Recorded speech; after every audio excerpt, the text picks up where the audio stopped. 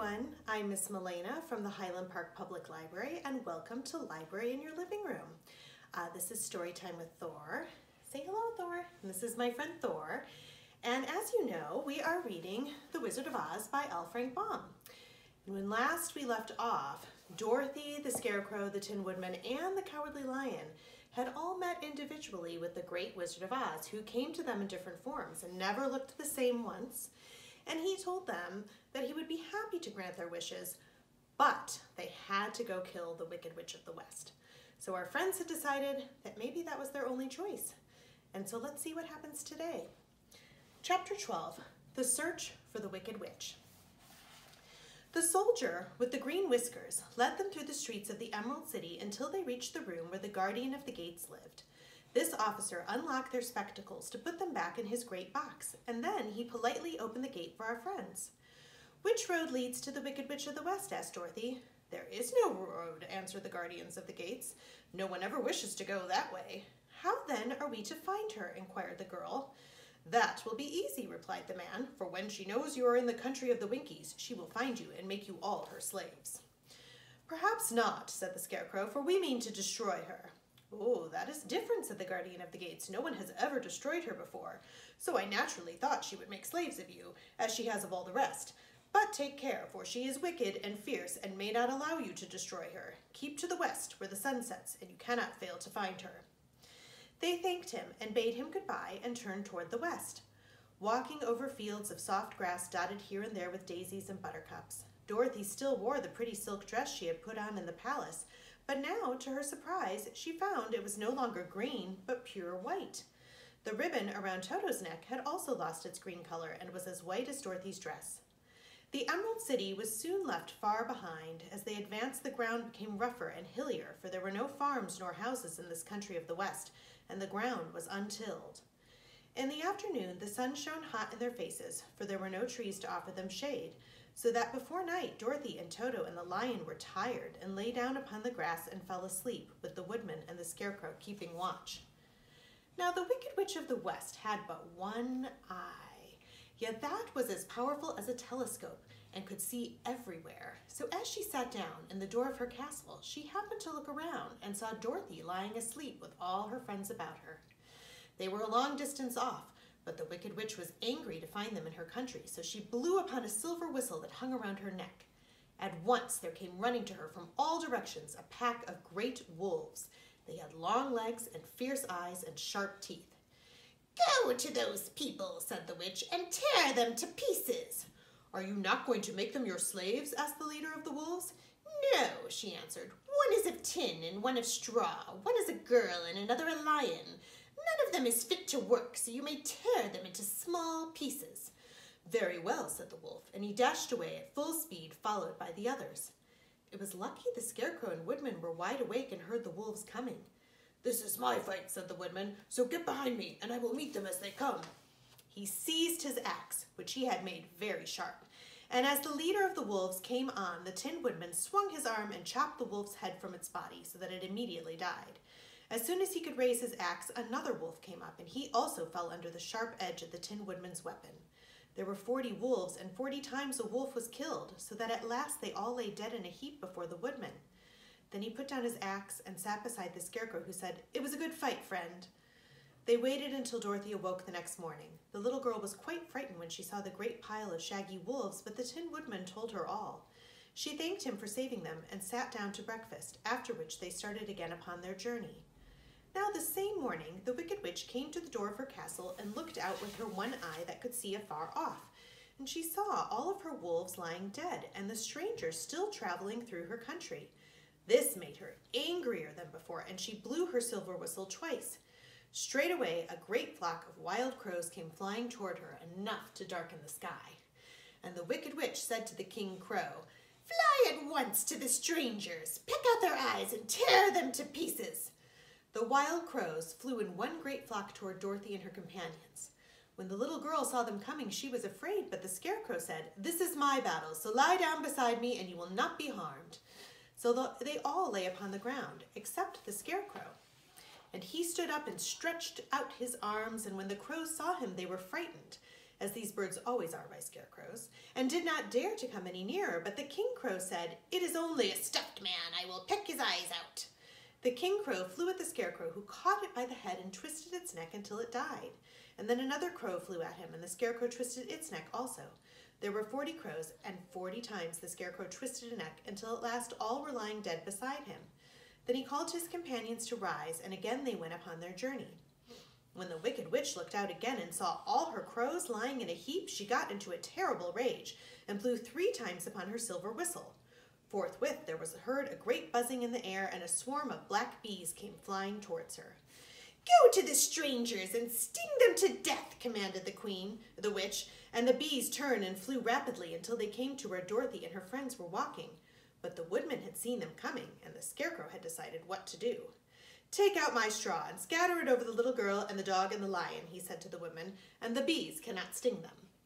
This the woodman did, and as Dorothy lay close beside the lion and held Toto in her arms, the straw covered them entirely. The bees came and found no one but the woodman to sting, so they flew at him and broke off all their stings against the tin without hurting the woodman at all. And as bees cannot live when their stings are broken, that was the end of the black bees, and they lay scattered thick about the woodman like little heaps of fine coal.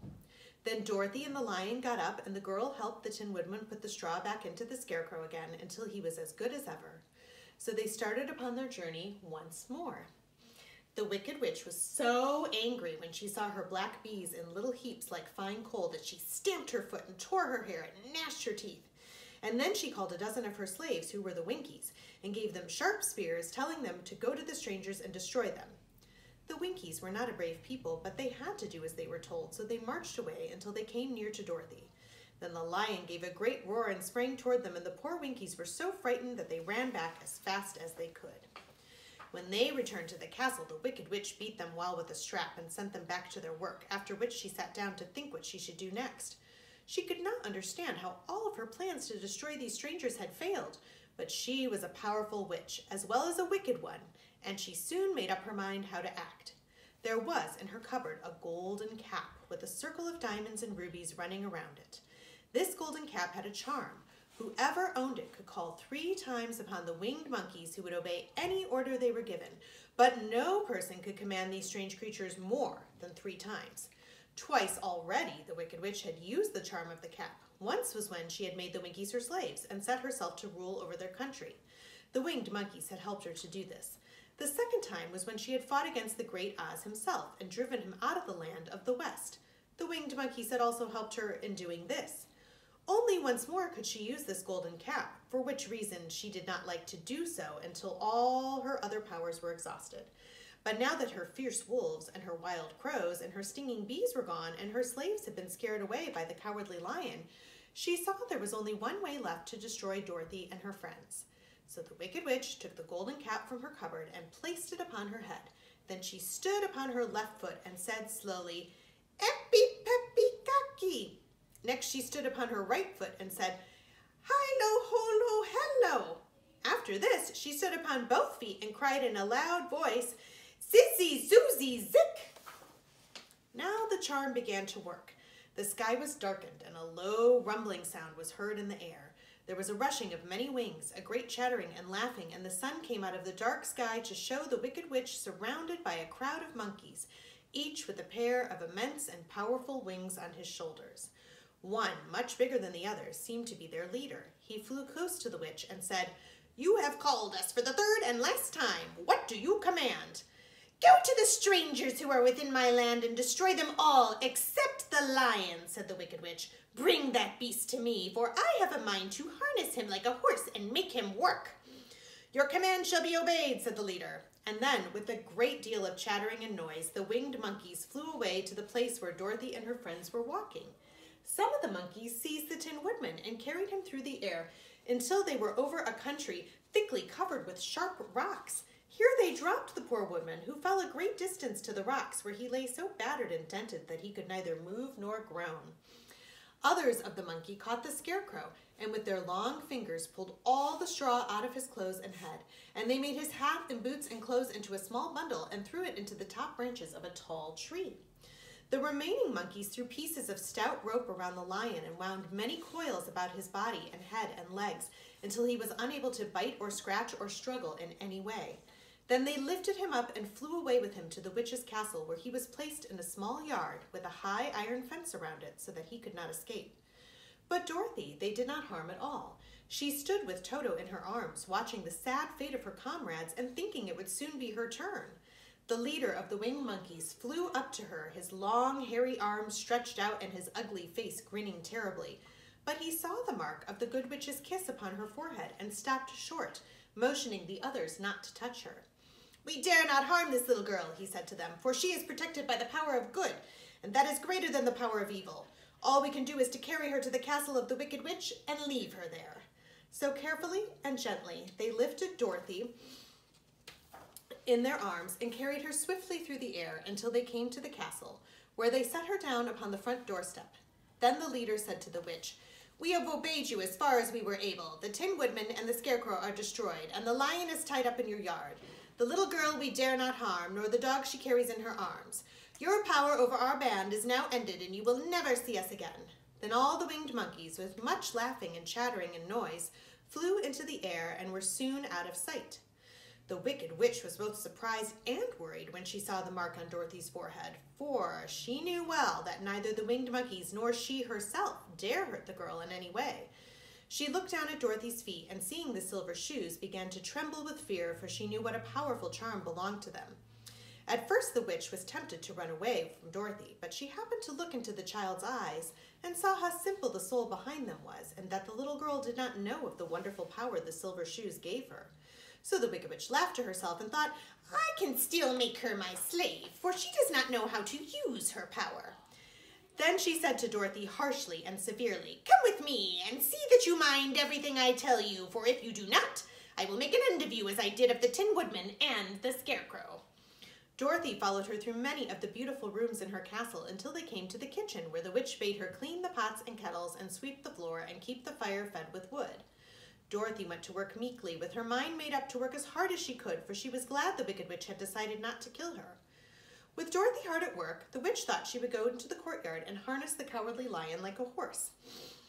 It would amuse her, she was sure, to make him draw her chariot whenever she wished to go for a drive. But as she opened the gate, the lion gave a loud roar and bounded at her so fiercely that the witch was afraid and ran out and shut the gate again. "If I cannot harness you," said the witch to the lion, speaking through the bars of the gate, "I can starve you. You shall have nothing to eat until you do as I wish." Soon after that she took no food to the imprisoned lion, but every day she came to the gate at noon and asked, "Are you ready to be harnessed like a horse?" And the lion would answer, "No, if you come in this yard, I will bite you." The reason the lion did not have to do as the witch wished was that every night while the woman was asleep, Dorothy carried him food from the cupboard. After he had eaten, he would lie down on his bed of straw, and Dorothy would lie beside him and put her head on his soft, shaggy mane while they talked of their troubles and tried to plan some way to escape. But they could find no way to get out of the castle, for it was constantly guarded by the yellow Winkies, who were the slaves of the wicked witch and too afraid of her to not do as she told them. The girl had to work hard during the day, and often the witch threatened to beat her with the same old umbrella she always carried in her hand. But in truth, she did not dare to strike Dorothy because of the mark upon her forehead. The child did not know this and was full of fear for herself and Toto. Once the witch struck Toto a blow with her umbrella, and the brave little dog flew at her and bit her leg in return. The witch did not bleed where she was bitten, for she was so wicked that the blood in her had dried up many years before. Dorothy's life became very sad as she grew to understand that it would be harder than ever to get back to Kansas and to Aunt Em again. Sometimes she would cry bitterly for hours with Toto sitting at her feet and looking into her face, whining dismally to show how sorry he was for his little mistress. Toto did not really care whether he was in Kansas or the Land of Oz, so long as Dorothy was with him, but he knew that the little girl was unhappy, and that made him unhappy too. Now the wicked witch had a great longing to have for her own the silver shoes which the girl always wore. Her bees and her crows and her wolves were lying in heaps and drying up, and she had used up all of the power of the golden cap. But if she could only get a hold of the silver shoes, they would give her more power than all the other things she had lost. She watched Dorothy carefully to see if she ever took off her shoes, thinking she might steal them. But the child was so proud of her pretty shoes that she never took them off except at night and when she took her bath. The witch was too much afraid of the dark to dare to go in Dorothy's room at night to take the shoes, and her dread of water was greater than her fear of the dark, so she never came near when Dorothy was bathing. Indeed, the old witch never touched water, nor ever let water touch her in any way. But the wicked creature was very cunning, and she finally thought of a trick that would give her what she wanted. She placed a bar of iron in the middle of the kitchen floor, and then by her magic arts made the iron invisible to the human eyes, so that when Dorothy walked across the floor, she stumbled over the bar, not being able to see it, and fell at full length. She was not much hurt, but in her fall, one of the silver shoes came off, and before she could reach it, the witch snatched it away and put it on her own skinny foot. The wicked woman was greatly pleased with the success of her trick, for as long as she had one of the shoes, she owned half the power of their charm, and Dorothy could not use it against her, even had she known how to do so. The little girl, seeing she had lost one of her pretty shoes, grew angry and said to the witch, "Give me back my shoe." "I will not," retorted the witch, "for it is now my shoe and not yours." "You are a wicked creature," cried Dorothy. "You have no right to take my shoe from me." "I shall keep it just the same," said the witch, laughing at her, "and someday I shall get the other one from you too." This made Dorothy so very angry that she picked up a bucket of water that stood near and dashed it over the witch, wetting her from head to foot.